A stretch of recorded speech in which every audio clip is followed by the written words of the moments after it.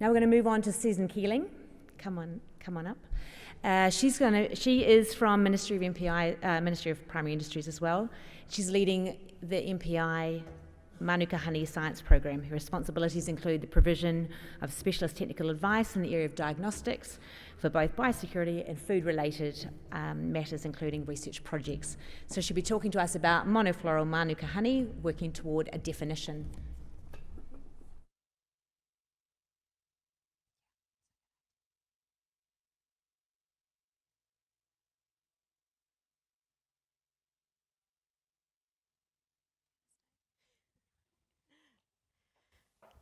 Okay, so good morning everyone. First of all, I'd like to take the opportunity to thank the organisers for enabling me to come here today and talk to you about MPI's Manuka Honey Science Program. It's a great program of work, it's quite extensive, and we're doing some really exciting science that we're going to share with you this morning. So in terms of my talk today, a bit of an overview of the things that I plan to discuss. So first of all, I'll be explaining to you why we need a regulatory definition and why it's important. I'll then walk you through the steps of how we're going to produce this definition, and then map out the 3 key phases that we've broken our science program into. So the first one is about identifying attributes. The second one is about validating the suitability of the selected attributes to help us work towards producing a definition. And then finally, I'll provide a bit of a wrap-up and summary at the end. So, why a regulatory definition? Why is it important? Well, if we think about the 3 key things here, having a regulatory definition goes a long way to providing product assurance. If we have verification that's supported by a regulatory definition, it helps us to demonstrate authenticity. It also provides us with tools to limit fraud and adulteration opportunities.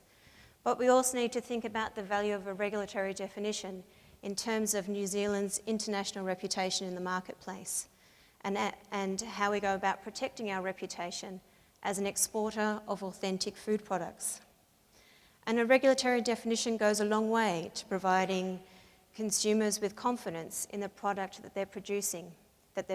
So ultimately it goes towards helping to maintain their trust and integrity in the product that they've paid good money for.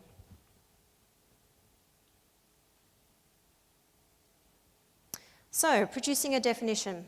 So one of the first things we did was to take a step back and think about, well, what do we already know? What's already out there?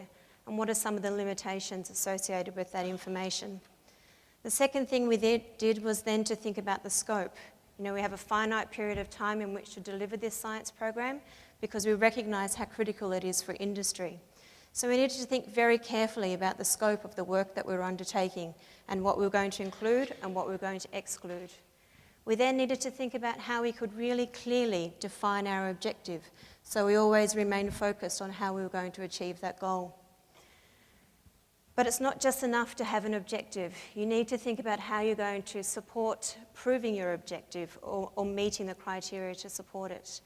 And so through this, it was about establishing, well, what samples do we need? What types of samples? What honey samples? What plant samples? Where do they come from?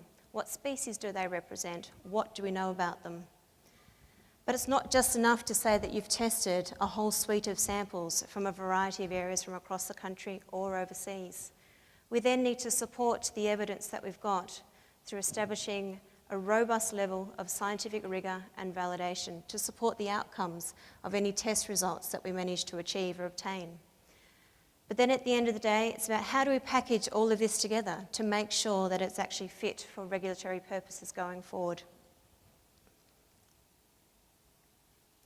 So, if we think about what we know and what are the limitations, you know, we all have a historic association with Manuka honey being identified through chemicals dihydroxyacetone and methylglycol. But we recognise that there's limitations there in terms of using them for authenticity purposes from a regulatory perspective. So we need to consider that these chemicals are found in related plant species. We know that over the course of the shelf life of the product that their levels change, so it means they're unstable. And we also recognise that there's artificial sources available, which opens it up to fraud and adulteration possibilities. So leptospirin is another one that we know is found in related plant species. And through MPI work, we've also found that it's been identified in some other plant species associated with honey production.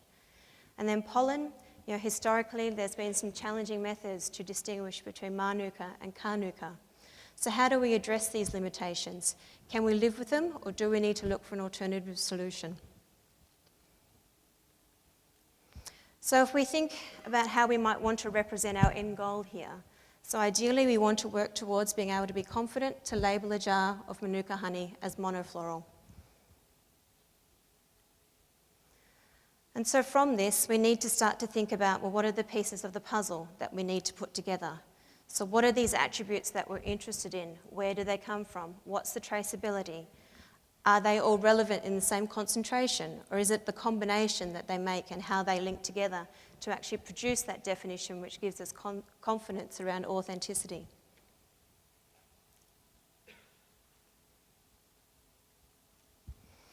So if we think about how we've mapped out our science program, at the top there, it's defining our objective. So being quite clear in our objective and then working out how we're going to deliver that. So our objective is about identifying attributes of Manuka honey that define authenticity for regulatory purposes. So we're quite specific in our objective.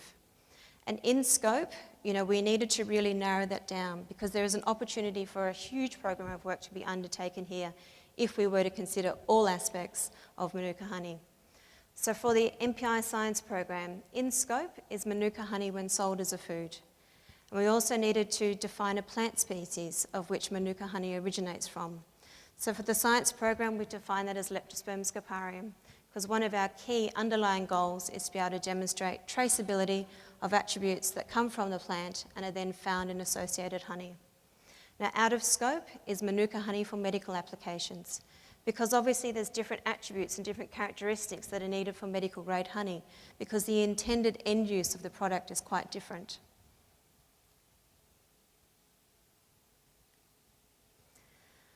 So further working towards our list of attributes. When we started this program, if we separated ourselves away from, I guess, the academic aspects of the science, we needed to think, well, what else do we want these attributes to be able to tell us or to inform us? So first of all, it was about that traceability from the plant to the hive, but we also want to make sure that these attributes are easily detected and able to be quantified. And the other aspect moving on from that is being able to actually detect these attributes using test methods that can be validated and accredited. So we've got a high level of validation and robustness associated with test methods. And we're also trying to identify attributes that are stable over the shelf life of the product. Because given, that quite often honey can have a 5-year shelf life, we want to make sure that whatever attributes we identify, so when a product is tested before it leaves New Zealand, that also an overseas government agency can also get the same result. And we need to think about making sure that the attributes that we select limit opportunities for fraud. But then we also need to take a step back and think about, well, how are these attributes going to meet our objective of defining Manuka honey for regulatory purposes?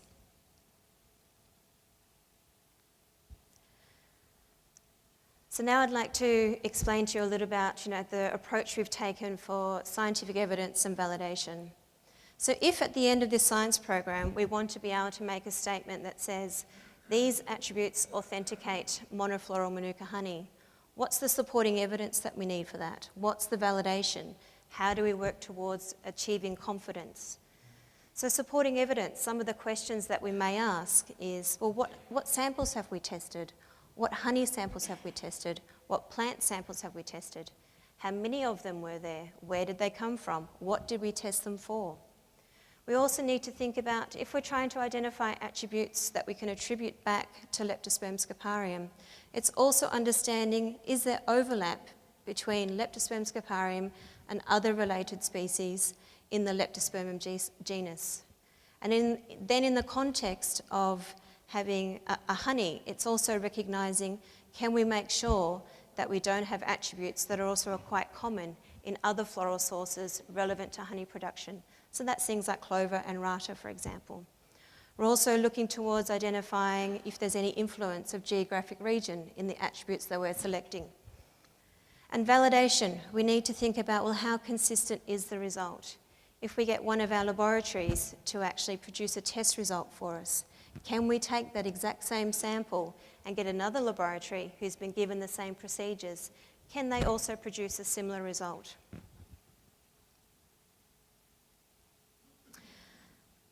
So traceability of attributes. So I'd like to explain here our thought process of how we've gone about trying to identify suitable attributes moving forward and the level of certainty that we can potentially assign to them. So if you look at the first row in the table here, so we've got all of our plants, potential plant species that we're considering. So you've got Leptospermum scoparium, so Manuka. Then you've got Leptospermum. So there are other related plant species like Leptospermum levigatum or Polygallifolium, for example. And then other relevant plant species might be clover or rata. And then you've also got associated honey. So if you think about the level of confidence that you might assign to an attribute, if, for example, you found it in Leptospermum scoparium, you then also found it in Leptospermum-related species, but you also found it in other relevant species, you might then say, well, that attribute has a low level of confidence and I'm not going to investigate it further. But if you found yourself in a scenario where you identified an attribute that you found in Leptospermum scoparium, you also found it in Leptospermum-related species, but you didn't find it in relevant plants, but you found it in honey, you would say potentially you've got a medium level of confidence or certainty associated with that attribute. And then the ideal scenario, if you're lucky, is working towards an attribute that you just find in scoparium and then you just find in associated honey. So in terms of the MPI science program, they're the two areas that we're focusing on in terms of the level of certainty of the attributes that we've selected going forward. But it's not just enough to have ticks in the right boxes. We also need to think about the suitability and robustness of evidence to support the attributes that we've identified. So it might be that we've identified a particular chemical and it ticks all the right boxes, but unfortunately the potential for fraud is too great, so we eliminate that one from one that we're investigating. We also need to consider the relationship between individual attributes, the ease of detection, stability, sufficient levels, cost of actually testing for these attributes. There's no point in us coming up with a testing regime that's too exorbitant for people to actually test their honey. But we also want to make sure that these test methods are suitable for accreditation, so we can provide confidence in the verification that we provide. So now that we've laid the foundation for the science program, it's time for it to begin. So I'll now take you through the three key phases that we've broken the science program up into. I've already indicated to you that we've placed great importance of the traceability of attributes from the source plant to the hive. So in the absence of a definition, you can actually have greater certainty identifying the plant species than you can the honey. And the advantage of starting with the plant species is that you've got at least two options of potential sources of attributes. So obviously you've got the option of tracing attributes that you find in the nectar, and you've also got the option for identifying attributes that you find in the pollen. So as I mentioned at the beginning of the program, there have been some challenges using historic methods of identification for separating Manuka and Carnuka. So for the MPI science program, we're employing an alternative method to detect pollen. And so that will be on the basis of detecting a DNA marker that's actually found in the pollen. And the test method will be developed in such a way that it will still be quantitative. So you'll still be able to work out how many grains of pollen you have per 10 grams of honey. And then once again, are these plant attributes also present in honey? Ease of detection, stability, and do they have limited regional variation? So in terms of the outcomes of phase 1, what do we do? So we've established a reference collection of plant samples and honey. We've tested for several chemicals, approximately 12 different compounds that we identified through a literature research. We've also tested the DNA marker from pollen, and we've also conducted a variety of physicochemical tests on our honey samples: colour, conductivity, and thixotrophy. So I know you're all quite interested in some of the numbers that we've got here. So in terms of our reference collection, so after 2 seasons, we've got plant samples from all across New Zealand, approximately 200 Manuka plants. But remember, one of our objectives here is being able to provide that comparison with what we know about Manuka and how we can compare that to other relevant plant species. So we've got about 430 odd non-Manuka plant samples. which represent probably about 18 other plant species, including other related leptospermum plants. Now, moving on to the honey samples, before I talk too much about this, one of the things that I wanted to say was thank you to all of you who have contributed to the Manuka Honey Science Program. We know that we have asked for some quite substantial volumes. From the most recent season, we requested 1 kilo of honey, and it might seem like we're being a little bit greedy, but we had good reason for that. So the purpose of the kilo of the honey is that 500 grams of that goes into an archive or a reference collection, and then the other 500 grams is split between several laboratories who are doing a variety of testing for us. So if you're still interested in contributing to the MPI Science Program, we're looking for single apiary sourced honeys from both Manuka and non-Manuka samples. But we've got a very short window left, and we'd probably need them within the next 1 to 2 weeks. So if it's something that you're interested in, please come and talk to myself or one of my colleagues at the stand. So about 140 odd Manuka honey samples, and then about 150 non-Manuka honey samples. And we've also got samples from overseas, which our colleagues at various embassies have collected for us. So we've got quite a diverse collection to build our traceability and identification of suitable attributes going forward. So phase 2, so what are we doing now? So we've selected attributes for further investigation. So we're continuing to do work on our DNA marker from pollen. And from that original list of 12 chemical compounds, we've narrowed it down to 5. But we do plan on probably narrowing it down further. But what's of interest is that we've identified chemicals which help us say it's probably Manuka, and then some chemicals which help it say it's not Manuka.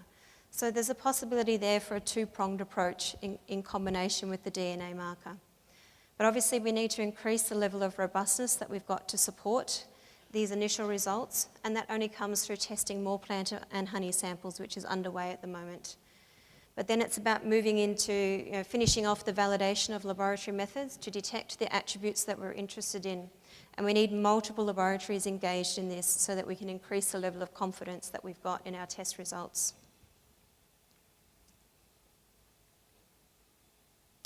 So phase 3, what are we doing next?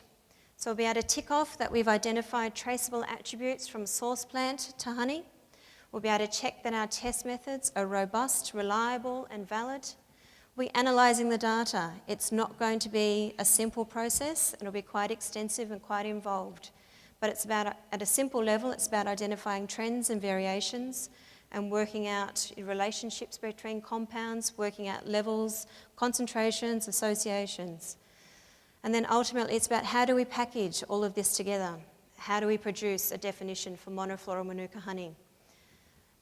But it's also about how do we marry together what the science is telling us and what the suitability of the definition is. So it's not just about taking the scientific evidence that we've got, it's about working out the pathway to implementation and the suitability of what the science is telling us. So whilst we're not in a position to actually tell you exactly what the attributes are going to be, we thought it would probably be useful to actually give you an insight into what we think the definition might look like. So at this stage, we're envisaging a two-tiered approach, which will be a combination of both chemical and DNA attributes.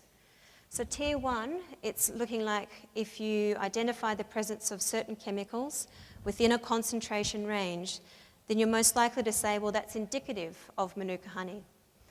So at this stage, we haven't identified any chemicals, only in Leptospermum scoparium. But we've got chemicals which definitely say it's not clover or it's not rata. But then to provide that additional level of assurance or confirmation, we'll be looking for the presence of the DNA marker, which relates to pollen concentration. So that's how we think the package is potentially going to work. So if we remember back to the animation at the beginning of the talk, it's now saying, okay, well, we've got some candidate attributes, and how do they all potentially go together? What are their proportions? What are their concentrations?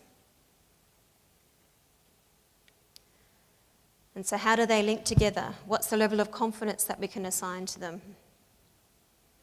So it's all about, we started with, a certain amount of uncertainty and unknowns, but now we've got to a stage where we're quite confident that we've identified some really good key attributes that when we package them all together, they're going to give us a really robust definition to support authenticity for monofloral Manuka honey. So in summary, attributes must be suitable to demonstrate authenticity. We want them to be traceable from the source plant to the honey. We need them to be accurate, robust and stable, and limit opportunities for fraud and adulteration. So a regulatory definition, it must be readily applied for verification, but it must also meet the expectations of MPI and overseas authorities. But we need to work quite closely with you to make sure that it's fit for industry. And ultimately, at the end of the day, it's all about providing confidence to consumers who purchase your products. Now, as you've probably gathered, this is quite a substantial program of work for MPI, and we certainly couldn't have done it by ourselves. So I'd like to finish off by acknowledging the suite of service providers who have worked quite tirelessly to help us produce this piece of work. And we're still on track to finishing the work at the end of this year. So we've had service providers do excellent work for us in terms of sampling design, sample collection and plant identification, DNA and pollen work, and chemical testing. So many thanks to all of you who've done great work to help us get where we are. And finally, thank you very much.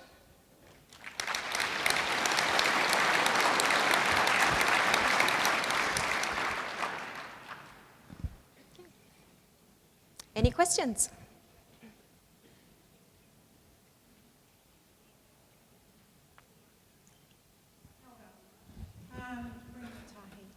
So my question's around if you use DNA in pollen, that's, as I understand it, Yes. as the critical marker, how do you avoid fraud that would be associated with collecting pollen and putting it into honey? And potentially adding it, yeah. Yeah. So it is something that we've thought about, and it will come down to also other supporting information in terms of being able to verify the product.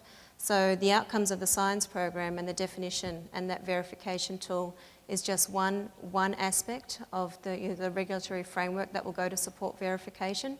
So you're looking at a suite of things? A suite of things, yeah. So it's not just the attributes in isolation, it's everything else, documentation and traceability and, so it's all those things packaged together. But also the chemical markers that we've identified, which say it's not Manuka, if we saw them in concentrations that were too high, it may actually indicate to us that potentially pollen has been added. Yep. Thanks for the clarification. It's okay. I see you've eliminated the definition of Manuka for medical purposes from this definition for food. Yep. Are you going to have another definition for medical purposes? So in terms of medical grade honey, so that falls under the remit of Ministry of Health under MedSafe. So it's a different government agency. But in terms of one of the things that MPI will be delivering, it's not on our work program at the moment.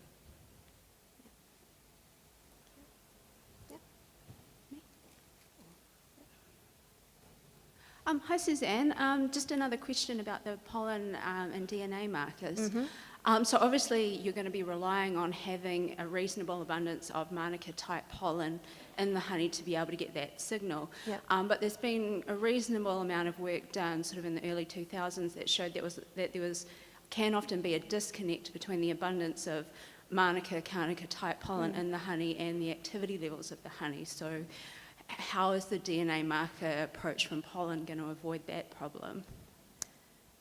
So I guess if we're talking about activity, then we're talking about medical grade honey and not, well, what honey are the food, chemical markers? So I guess what I'm saying is you're going to need a correspondence between the pollen level and your other chemical markers as well. Yeah, so that will all come through the analysis that we're planning on doing.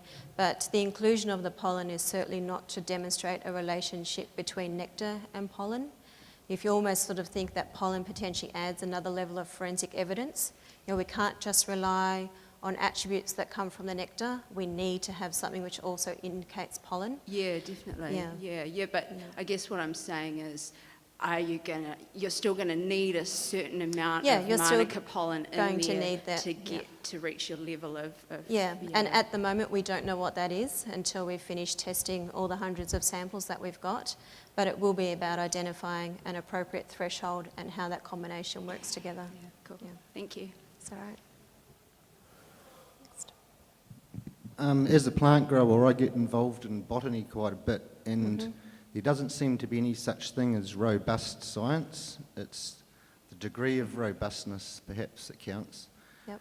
And I'm just wondering if you've looked into the fact that Leptospermum scoparium may be in future subdivided into different species, as what happened with Carnica last year. It got split into 10 different species. At the moment, there's already recognised several different varieties, like Leptospermum scoparium varancarnum, Varscoparium, and so forth. Yep.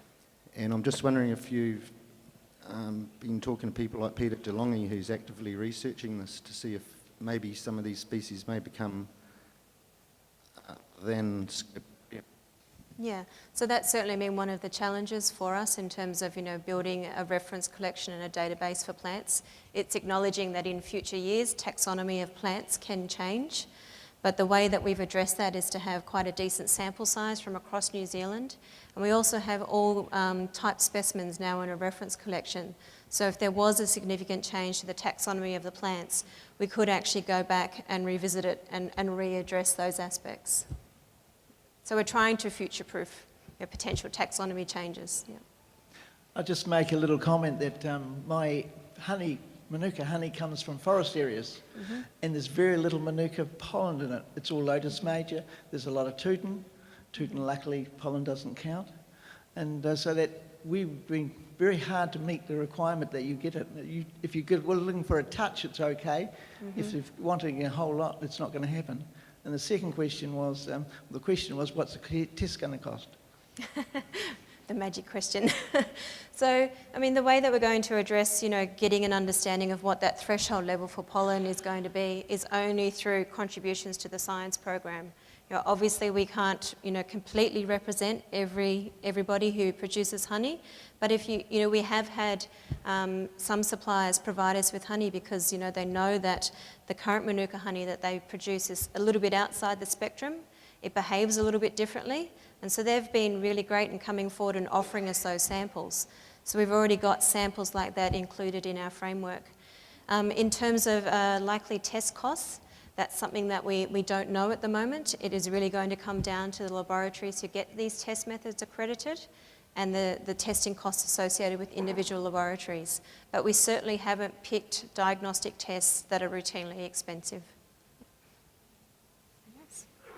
Yeah, I was just wondering if you are testing any other sort of native trees within New Zealand that have therapeutic or medical sort of properties that would be useful, like riwari or kamahi, etc. No, the science program is purely focused on a definition for monofloral Manuka honey when sold as a food. So it's not something that we're investigating. Yeah. Yes, Suzanne Keeling, Chairman of the Honey Packers Association. What concerns me about what I've seen this morning is that it looks to me like an obsession with getting an absolute purity of something called Leptospermum scoparium and calling that Manuka and defining that as Manuka. You will probably eliminate something like 99% of the honeys that are currently being sold as Manuka in the market in this country because it is a natural product. And the bees don't necessarily confine their gathering activities to Leptospermum scoparium when there are other species around very similar, like Kunzia, often flowering at the same time and often producing at the same time. And you haven't even as yet touched on a phenomenon that we're all aware of as beekeepers occurs, and that is the production of honeydew from Manuka and Carnica plants.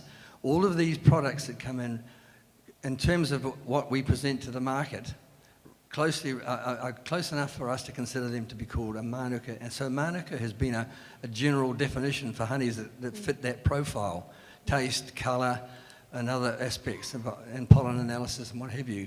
So my concern is that you are going to have this thing so refined down with what you're doing and such a fine line that it will be very difficult for anybody to buy monofloral Manuka honey and call it Manuka rightly. Everybody's going to have to put the word blend after the word Manuka.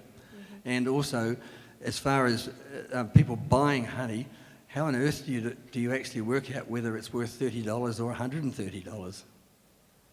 So I guess, one of the challenges for us going forward is working out the implementation of this definition and what that's actually going to look like. And until we've got more results, we can't actually assess that. But in the context of, the science program, we're not aiming for, to be able to make the statement that this is pure monofloral Manuka honey. There's going to be a range, there's going to be a threshold.